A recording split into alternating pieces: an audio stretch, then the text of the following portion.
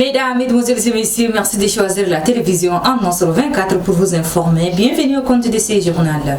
Dame Diarra Saleh, président de transition, le général Mohamed Idriss Déby Itno, chef de l'État, est arrivé ce 1er janvier 2023 à Iriba, province du Wadi Fira, pour une visite de travail avec les forces vives de la province.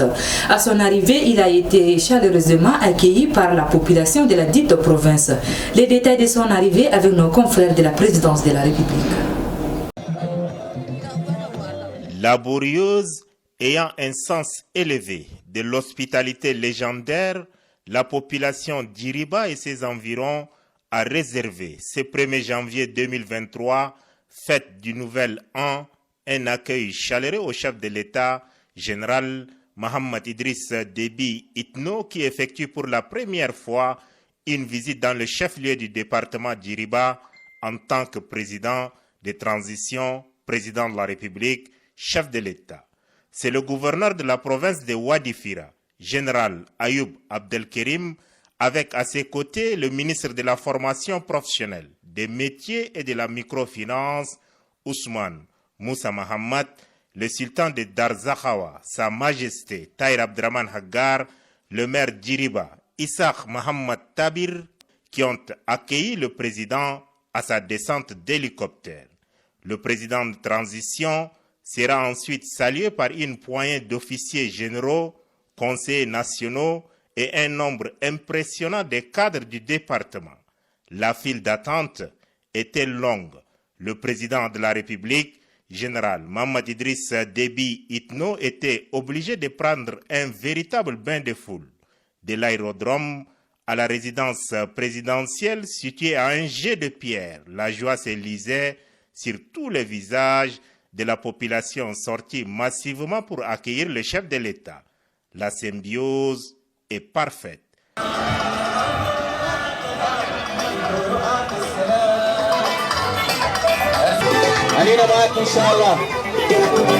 Merci, monsieur le président.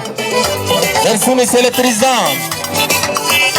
Merci beaucoup, monsieur le président. Merci.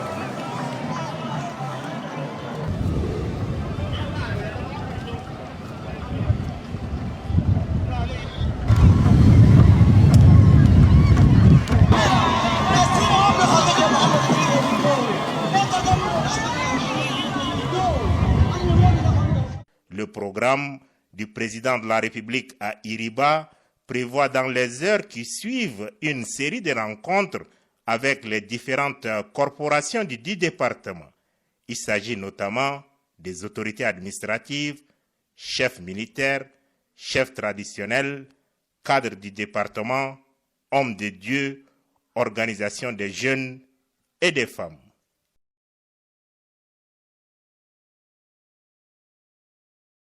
Dans son allocution à l'occasion de la 15e édition des Fêtes des Armées fêtée à Mdjaras, chef-lieu de la province de l'Enedi-Est, le président de transition, président de la République, général Mohamed Idriss Déby Itno, a salué vivement la mémoire de tous les valeureux soldats du Tchad, membres des différents corps des forces de défense et de sécurité tombés sur les différents champs d'honneur.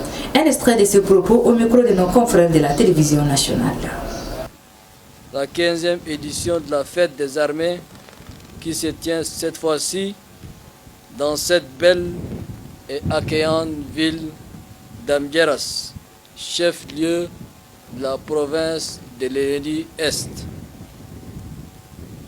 Il convient également de souligner que cette 15e édition des Fêtes des Armées, fêtée entre frères d'armes, dans la paix la fraternité et la cordialité, une vraie bénédiction divine pour laquelle nous devons rendre infiniment grâce au Tout-Puissant.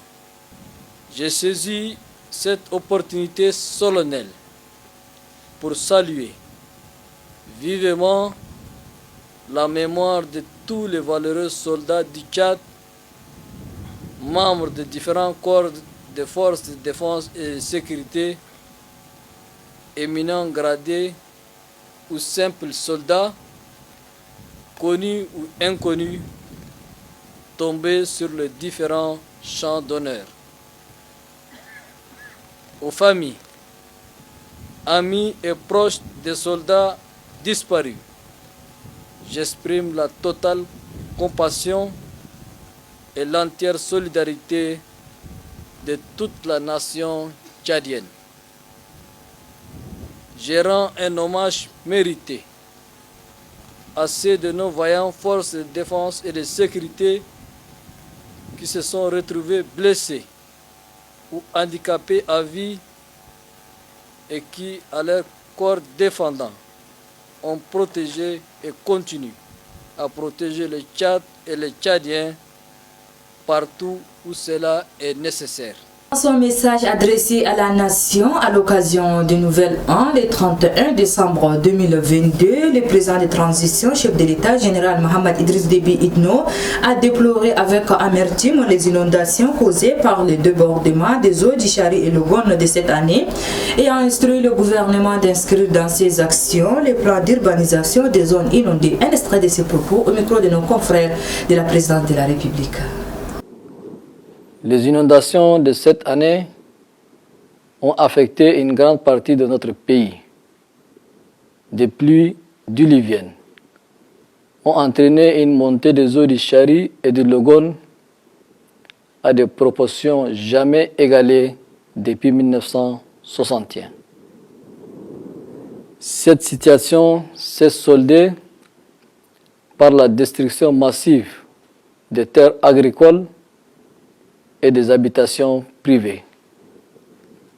Elle a également provoqué une urgence humanitaire de grande ampleur qui nous a tous attristés et interpellés.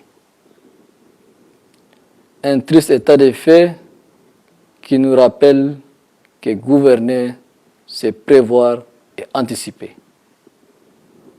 D'ores et déjà, le gouvernement a été instruit pour inscrire dans ses actions prioritaires la révision intégrale du plan d'urbanisme des zones inondables pour anticiper avec des solutions durables face à ces phénomènes qui seront fréquents en raison des changements climatiques que nous subissons.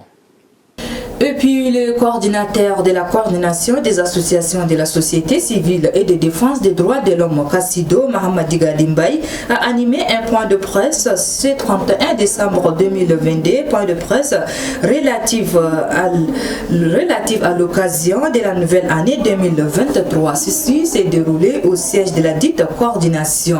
Un extrait de ces propos au micro de notre reporter Omar Mohamed Ida.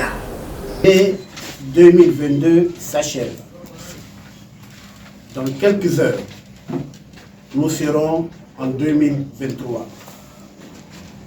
Comme le veut la tradition, à la coordination des associations de la société civile et de défense des droits de l'homme.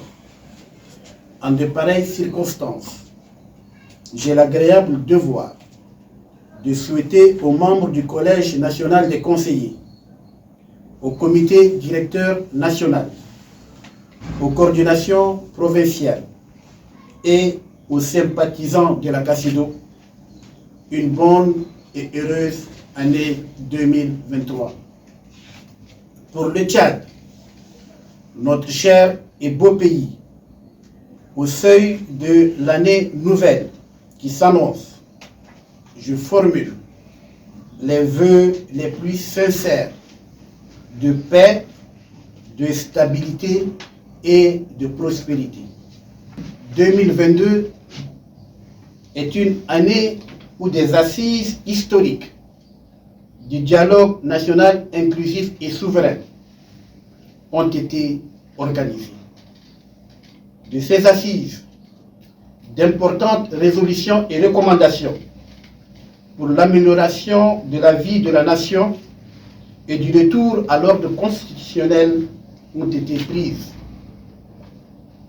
Nous en appelons à leur application intégrale car la réussite de la transition en dépend. La CACIDO interpelle le gouvernement de transition à prendre toutes ses responsabilités pour mettre un terme en 2023 au conflit intercommunautaire et d'exécuter les recommandations du dialogue national inclusif et souverain relatives aux libertés publiques qui garantissent les manifestations conformément à la loi. Et sur ce se referme cette édition. Merci de l'avoir suivi. Au revoir et à demain. Bonne suite de programme sur la télévision Annonce 24. Merci.